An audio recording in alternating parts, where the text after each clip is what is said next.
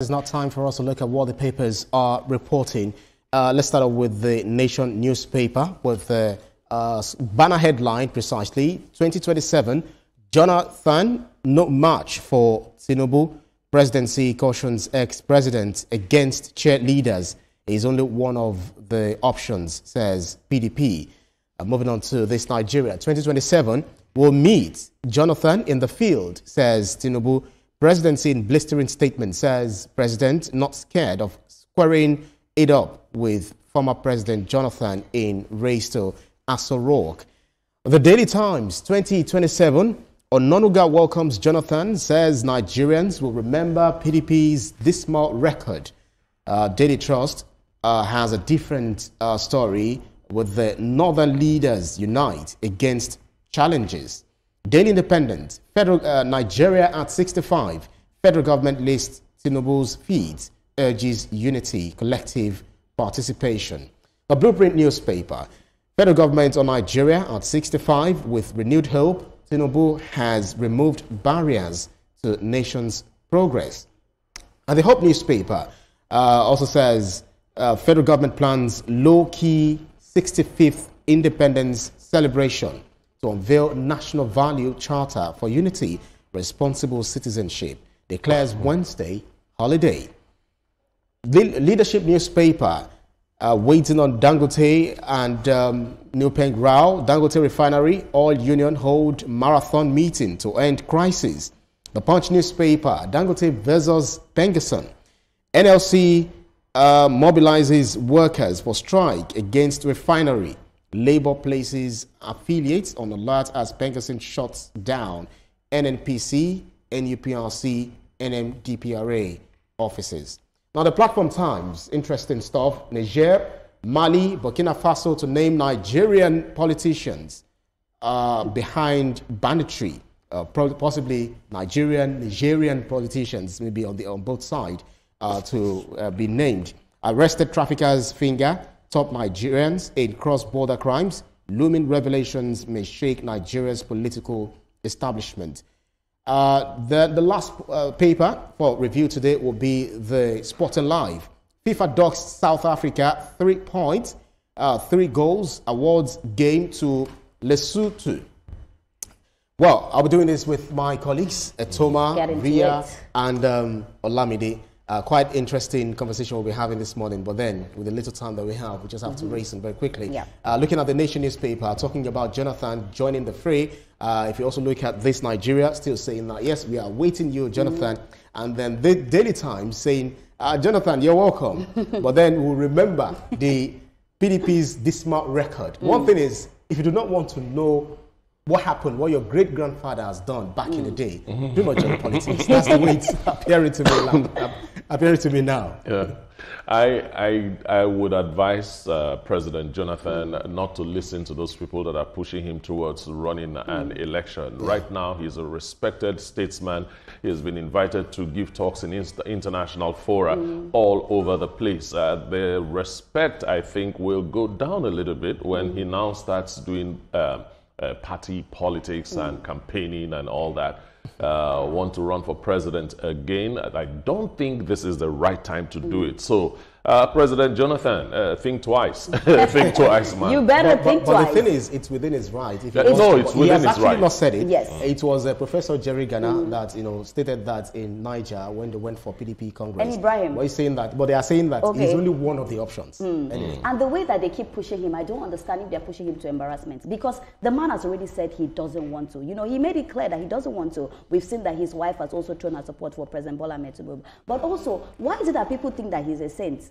It's where everybody feels like, oh, Jonathan. Should I take you through some of the things that happened during his time as well? So it's not like, see, Jonathan is going to come and then Nigeria is just going to be very, very better. I think the thing is that we forget most of the times. We just feel like, oh, because this person is not in power, when this person is in power, this is what this person will do. But at the end of the day, he wasn't a saint. There were some things that he did that were not great. Should I take you through some of those things? Okay, let's talk. I like the fact that you say you have the floor. Let's talk about the fuel subsidy during his time. You know that there was the Occupy Nigeria. There was a movement, where there was fuel subsidy scandal on under his time. And then, of course, $20 billion oil revenue that the CBN governor said disappeared from NNPC. All these things happened during his time. So he as well is not a saint.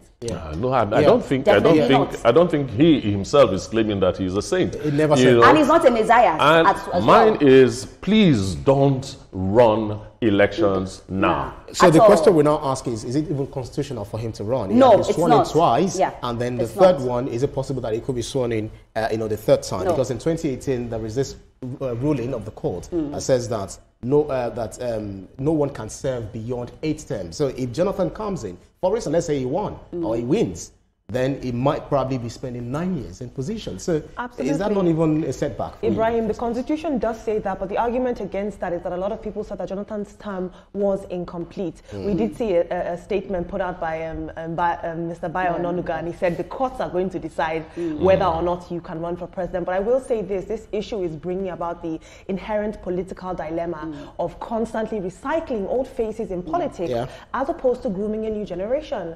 Ria, like you rightly said, we often struggle with this dilemma of romanticizing past leaders. We look at a leader and we look at their personality over their ideology and their tenor and the policies that were under their watch. It's going to be very, very interesting to watch. But I will say this, he's a very, very peaceful man. His record seems to be clean when you compare it to some of the other political leaders that we've had. So it will be very, very interesting to see if Jonathan himself is vying for power. It is not for Professor Jerry Ghana to come out and say it on his behalf. Which I think that he doesn't want to. Absolutely. Actually. So we have to be very careful to not put personalities over ideology. What did his tenor say? Absolutely. And he's not a messiah as well. For the presidency to come out and say this, then maybe there's some credence to the fact that yes, because he a wants lot of to people run. keep pushing him. Yeah, certainly. But you know that there will always be push forward, push back, in any way when it comes to politics. But you should know the right thing as a president. Yeah, let's move on to the Daily Trust. Northern leaders unite against challenges. We know that the North has been bedeviled with a series of challenges. Talk about insecurity, talk about education,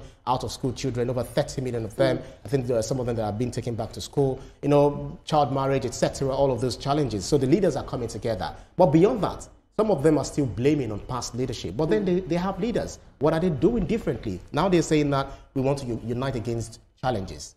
If you play the blame game, you don't go too far. So I'm talking about those that want to say, this is the reason why it's like this, and face the problem.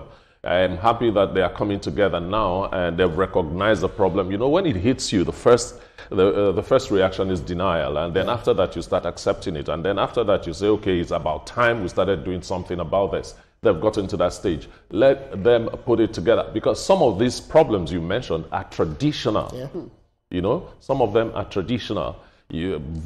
They have to sit down and solve the problems. The one that really bothers me is the out-of-school children. All right. Out-of-school children and insecurity as well. And it has taken so long. Why are they coming together now? We've seen everything that has happened to insecurity. When I saw the news, I'm like, why now?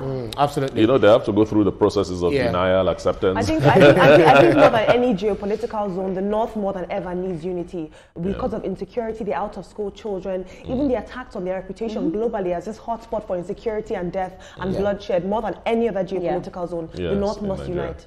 Right, let's move on to the Daily Independent. If you look at Daily Independent, you look at Blueprint, as well as the Hope newspaper, talking about Nigeria at 65. We'll be having a whole compendium of it tomorrow, because we're seriously getting ready for the beautiful tomorrow, so to speak.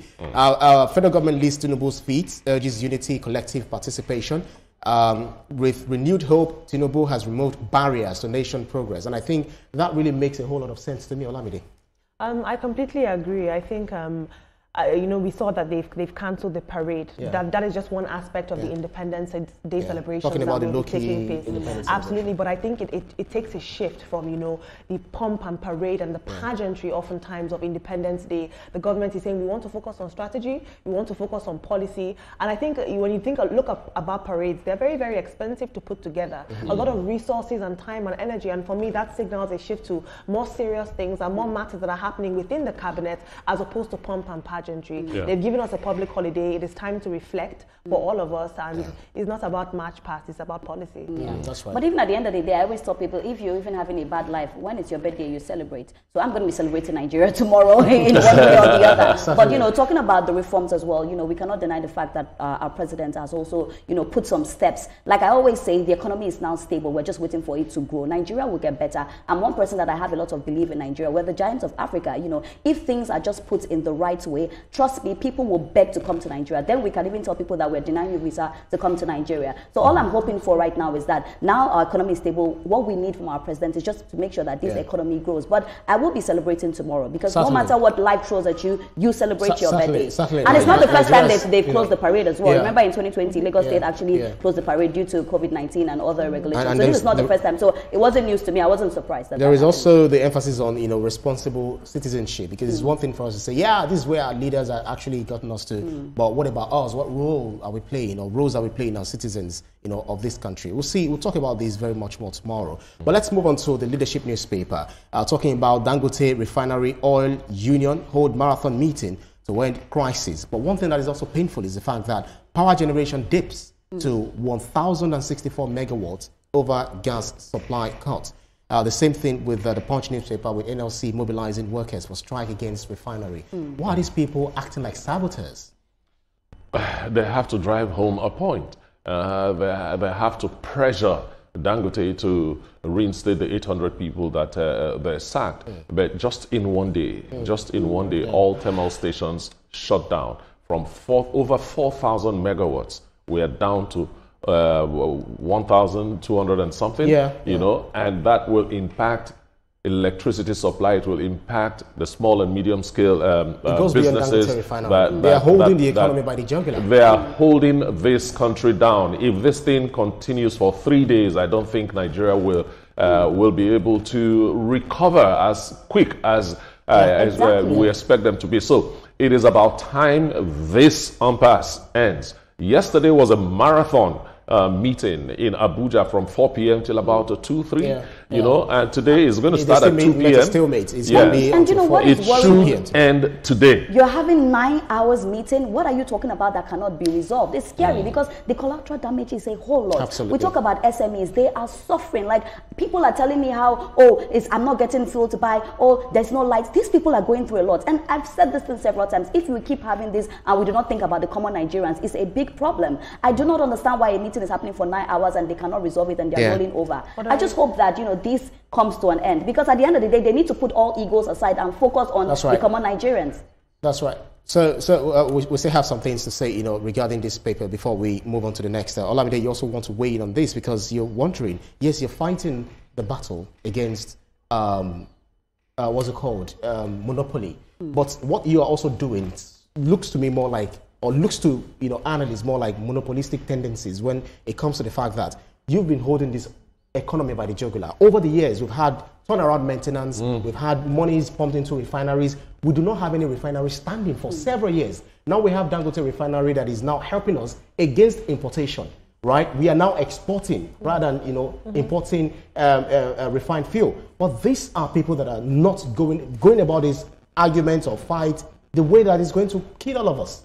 The reason that the Dangote Refinery was able to, you know, import and make all these feats in the oil sector is because of the workers. It's because of the workforce. It's because of the people in labor on ground, helping them in the everyday activities of the refinery and indeed the work of oil. But I will say this, the question now that we must all ask is not about ego. It's not about going back and forth. It's not about demands. Is, will Nigeria allow one of its most strategic sectors go for this long without worker representation, with a fallout on the people like me and you who rely on oil and gas? And I think this is going to set a future precedent, and indeed is going to tell labor workers and labor force in Nigeria how we are supposed to be treated moving forward. Let me say, sorry, as a comment, what this, you know, actually signposts to people who are looking at, yes, because they will never invest in an economy that is not stable. They will never invest in a milieu that is not, you know, well regulated, because investors are already looking at, okay, we want to come in, by the time they see the way these people are acting Yeah. against a private sector, which of course is more like a national asset, then it's Yeah, fair but to I disagree. I think it's a loophole Yeah. for them. I think foreign investors will see this and take advantage Ibrahim, of let me those tell you loopholes something. and the gap between the refinery and the workers, if you ask me. But let me tell you something. You said Dangote is helping us, and I always like to be very brutal. He's helping himself. He's a Nigerian as well. So I don't want to say he's helping us. Because at the end of the day, he's a Probably Nigerian. misinterpreted. Okay, so I just needed to clear that. No. There is a refinery. We never had a refinery. Yeah. Listen, we never had a refinery.